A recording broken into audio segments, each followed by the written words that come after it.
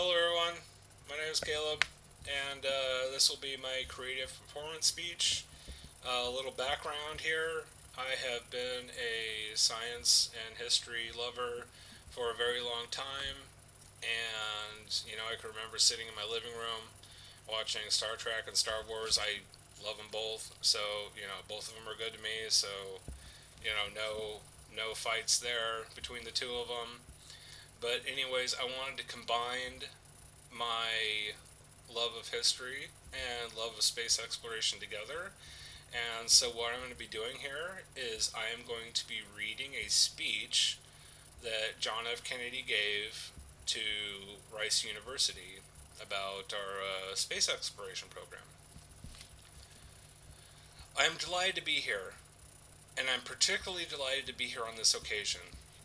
We meet at a college noted for knowledge, in a city noted for progress, in a state noted for strength, and we stand in need of all three.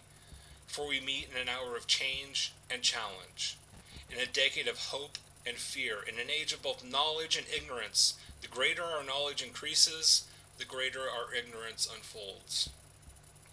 Despite the striking fact that most of the scientists that the world has ever known are alive and working today, despite the fact that this nation's own scientific manpower is doubling every 12 years in a rate of growth more than 3 times that of our population of a whole, despite that, the vast stretches of the unknown and the unanswered and the unfinished still far outstrip our collective comprehension. No man can fully grasp how far and how fast we have come, but condense it, if you will, the last 50,000 years of man, recorded history in a time span of but a half century. Stated in these terms, we know very little about the first 40 years, except at the end of them, advanced man had learned to use skins of animals to cover them. Then about 10 years ago, under this standard, man emerged from his caves to construct other kinds of shelters. Only 5 years ago, man learned to write and use a cart with wheels. Christianity began less than 2 years ago. The printing press came this year, and then less than 2 months ago, during this whole 50-year span of human history, the steam engine provided a new source of power. Newton explored the meaning of gravity. Last month, electrical lights and telephones and automobiles and airplanes became available. Only last week did we develop penicillin and television and nuclear power. And now if America's new spacecraft succeeds in reaching Venus, we will have literally reached the stars before midnight tonight. This is a breathtaking pace, and such a pace cannot help but create new ills as it dispels old, new ignorance, new problems, new dangers.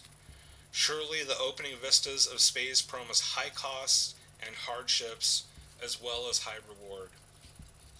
So it is not surprising that some would have us stay where we are a little longer, to rest, to wait. But this city of Houston, the state of Texas, this country of the United States was not built by those who waited and rested and wished to look behind them. This country was conquered by those who moved forward, and so will space. William Bradford, speaking in 1630 of the founding of the Plymouth Bay Colony, said that all great and honorable actions are accompanied with great difficulties, and both must be enterprised and overcome with answerable courage. If this capsule history of our progress teaches us anything, it is that man, in his quest for knowledge and progress, is determined and cannot be deterred.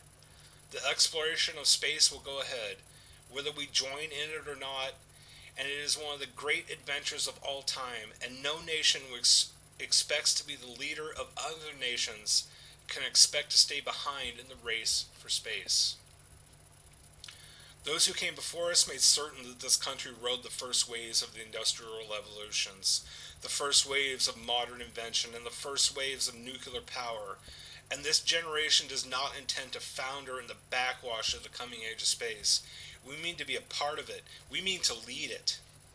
For the eyes of the world now look into space, to the moon, and to the planets beyond, and we have vowed that we shall not see it governed by a hostile flag of conquest, but by a banner of freedom and peace. We have vowed that we shall not see space filled with weapons of mass destruction, but with instruments of knowledge and understanding. Yet the vows of this nation can only be fulfilled if we in this nation are first, and therefore we intend to be first. In short, our leadership in science and in industry, our hopes for peace and security, our obligations to ourselves as well as others all require us to make this effort, to solve these mysteries, to solve them for the good of all men, and become the world's leading spacefaring nation. We set sail on this new sea because there is knowledge to be gained, and new rights to be won, and they must be won and used for the progress of all people. For space science, like nuclear science and all technology, it has no conscience of its own. Whether it will become a force for good or ill depends on man, and only if the United States occupies a position of preeminence can we help decide whether this new ocean will be a sea of peace or a new terrifying theater of war. I do not say that we should or will go unprotected against this hostile misuse of space, any more than we go unprotected against the hostile use of land or sea. But I do say that space can be explored and mastered without feeding the fires of war, without repeating the mistakes man has made in extending his writ around the globe of ours. There is no strife, no prejudice, no national conflict in our space as of yet. Its hazards are hostile to us all. Its conquest deserves the best of all mankind, and its opportunity for peaceful cooperation may never come again. But why, some say, the moon? Why choose this as our goal? And they may well ask us why climb the highest mountain? Why 35 years ago fly the Atlantic? We choose to go to the moon. We choose to go to the moon in this decade and do the other things not because they are easy, but because they are hard. Because that goal will serve to organize and measure the best of our energies and skills. Because that challenge is one that we are willing to accept, one we are unwilling to postpone, and one which we need to win, and the others too. Thank you.